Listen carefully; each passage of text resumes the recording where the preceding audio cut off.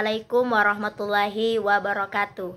Perkenalkan, nama saya Rahmania dari kelas 12 IPA. Di sini saya bersama teman sekelompok saya, Ainun Zakiah, akan mempresentasikan mengenai peran Sunan Rajat dalam mengembangkan Islam di Indonesia. Untuk memenuhi tugas akhir pada mata pelajaran SKI. Baik, sebelum kita mulai masuk pada pembahasan, terlebih dahulu mari kita mengenal Sunan Rajat melalui biodata beliau. Baik, siapa sih Sunan Rajat itu? Beliau adalah putra dari Sunan Ampel dengan Dewi Chandrawati. Nama aslinya adalah Raden Kasim. Beliau merupakan adik dari Raden Magdum Ibrahim atau yang akrab dikenal dengan Sunan Bonang. Sunan Rajat mempunyai gelar Raden Saifuddin, yang berarti pedangnya agama. Beliau diperkirakan lahir pada tahun 1470 Masehi. Sunan Rajat mendapatkan tugas pertama dari ayahnya untuk berdakwah ke pesisir Gresik melalui laut. Ia kemudian terdampar di dusun Jelok pesisir Banjarwati atau Lamongan yang sekarang dikenal.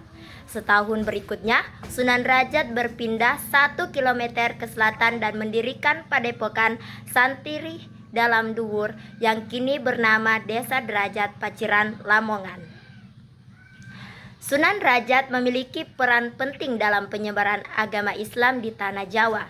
Sunan Rajat berhasil menyebarkan ajaran Islam dengan pendekatan yang ramah dan erat dengan budaya lokal.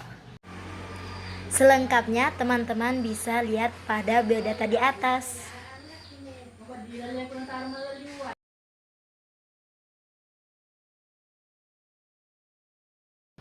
Adapun metode dakwah Sunan Rajat yaitu sebagai berikut. Sunan Rajat menggunakan beberapa metode dalam menyebarkan Islam. Di antaranya, yang pertama, pendidikan dan kesejahteraan, yang artinya mengajarkan Islam melalui pemberdayaan masyarakat. Yang kedua, kesenian, yang artinya menggunakan gending pangkur atau musik tradisional untuk berdakwah. Yang ketiga, gotong royong, mengajarkan kerjasama dalam membangun kehidupan yang lebih baik. Dan yang terakhir, bahasa yang mudah dipahami, yang artinya menggunakan bahasa Jawa agar ajaran Islam diterima lebih mudah.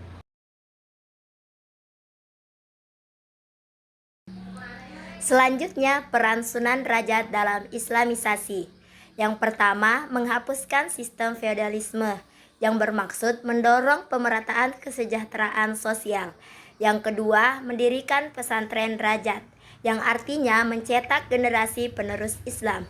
Yang ketiga, memadukan budaya lokal dengan Islam, yang berarti menjadikan Islam lebih mudah diterima masyarakat Jawa.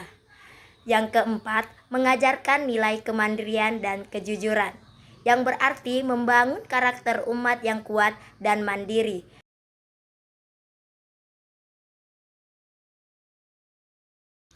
Melalui dakwanya, banyak masyarakat yang tertarik memeluk Islam.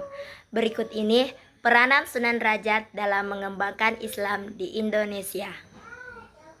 Yang pertama, mengatasi kemiskinan. Sunan Rajat tidak hanya fokus mengajarkan Islam, tetapi juga menjadi motivator bagi masyarakat untuk hidup lebih baik dan terhindar dari kemiskinan. Sunan Rajat memberikan arahan, pembelajaran, dan semangat untuk terus berusaha tanpa putus asa, sehingga masyarakat dapat mencapai kehidupan yang lebih sejahtera. Yang kedua, meningkatkan kesejahteraan. Dalam dakwanya, Sunan Rajat dikenal sebagai sosok yang sangat peduli terhadap kaum miskin dan lebih mengutamakan kesejahteraan masyarakat. Selain ilmu agama, Sunan Rajat juga mengajarkan keterampilan praktis. Misalnya, cara membangun rumah dan membuat alat-alat seperti tandu dan joli untuk memikul orang. Ini adalah bentuk perhatiannya terhadap kebutuhan sosial masyarakat. Baik, penjelasan selanjutnya akan disampaikan oleh teman kelompok saya yaitu Ainun Zakiah. Kepada Ainun Zakiah saya persilahkan. Assalamualaikum warahmatullahi wabarakatuh. Baik teman-teman, perkenalkan nama saya Ainun Zakiah. Di sini saya akan melanjutkan penjelasan materi presentasi dari rekan saya yaitu Rahmania. baik. 3. Menamakan pendidikan akhlak Sunan Derajat dikenal dengan ajarannya yang bernama Papalipitu atau 7 dasar ajaran. Ini mencakup 7 falsafah hidup yang dapat dijadikan sebagai pedoman dalam kehidupan. Adapun isi ajaran Papalipitu sebagai berikut. A. Membangun resep tersayang sesama atau kita selalu membuat senang hati orang lain. Kedua, jroning suka kudu eling lan waspada. Dalam suasana riang kita harus tetap ingat dan waspada. C. Lasmitaning suprata dan nyipta marang pringubayaning lampah atau dalam perjalanan untuk mencapai cita-cita luhur, kita tidak peduli dengan segala bentuk rintangannya. D. Maperherdaning pancaritya atau kita harus selalu menekan hawa nafsu. E. Henang-hening henung, dalam keadaan diam kita harus memperoleh keheningan dan dalam keadaan hening kita akan mencapai cita-cita luhur. F. Mulia guna panca waktu atau suatu kebahagiaan lahir batin hanya bisa kita capai dengan salat 5 waktu. G. Menehana teken marang wong muta, menehana mangan marang wong kang luwe, menehana busana marang wong kang muda, menehana ngiyup marang wong kang kudanan. Atau berilah tongkat kepada orang yang buta, berilah makan kepada orang yang kelaparan, berilah pakaian kepada orang yang tidak memiliki pakaian, berilah tempat berteduh kepada orang yang kehujanan. Ajaran ini sangat luas. Siapa saja dapat mengamalkan sesuai tingkat dan kemampuan masing-masing. Pemeluk agama lain pun tidak keberatan untuk mengamalkannya. Sunan Derajat dikenal dengan kegiatan sosialnya. Beliau dikenal bersahaja dan suka menolong sesama. Beliau wali yang mempelopori santunan untuk yatim piatu, fakir miskin, dan orang sakit. 3. Mengembangkan dakwah Islam melalui seni dan budaya. Dalam bidang kesenian, Sunan Derajat menggubah tubang macapat pangkur. Tembang tersebut berisi nilai-nilai yang terkandung dalam Al-Quran. Tambang ini digunakan Sunan Derajat untuk menyindir masyarakat yang lebih mementingkan urusan dunia atau hawa nafsu. Ia bisa melafazkan tambang tersebut saat berkeliling desa untuk melihat aktivitas masyarakat. Dengan pendekatan kesenian tersebut, masyarakat tertarik menyaksikan hingga memutuskan untuk memeluk agama Islam. Sunan Derajat juga memiliki keahlian memainkan wayang sebagai dalang, gemelang singa, mangkok yang masih tersimpan di Museum Makam. Sunan Derajat menjadi bukti bahwa ia senang berdakwah melalui kesenian. Selain terkenal sebagai wali yang berjiwa, dermawan dan sosial, beliau juga dikenal sebagai anggota wali sangat yang turut serta mendukung Kesultanan Demak Bintoro. Beliau ikut serta mendirikan Masjid Agung Demak, simbol kebesaran umat Islam pada waktu itu. Berikut adalah peninggalan Sunan Derajat.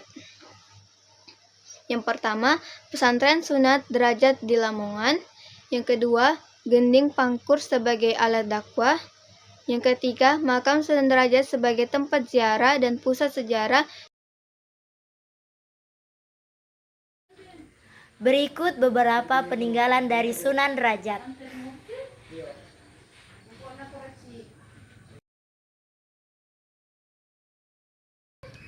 Baik, jadi kesimpulan dari peran Sunan Derajat dalam mengembangkan Islam di Indonesia adalah Sunan Derajat bukan sekedar penyebar Islam, tetapi juga pembaharu sosial yang mengajarkan nilai-nilai kemanusiaan dan kesejahteraan. Dengan pendekatan yang unik melalui pendidikan, kesenian, dan kepedulian sosial, beliau berhasil menjadikan Islam bukan hanya sebagai agama, tetapi juga sebagai jalan hidup yang membangun masyarakat yang lebih adil dan harmonis. Ajarannya yang menekankan tolong-menolong, kerja keras, dan pemerataan kesejahteraan masih relevan hingga saat ini. Sunan Derajat telah membuktikan bahwa Islam bisa berkembang dengan damai, merangkul budaya lokal, serta membawa perubahan nyata bagi kehidupan banyak orang. Sebagai generasi penerus, Kita dapat meneladani perjuangannya dengan mengamalkan nilai-nilai Islam yang inklusif, peduli terhadap sesama, dan terus berkontribusi dalam membangun bangsa. Islam bukan hanya soal ibadah, tetapi juga tentang kepedulian, pendidikan, dan kesejahteraan bersama seperti yang telah dicontohkan oleh Sunan Rajat.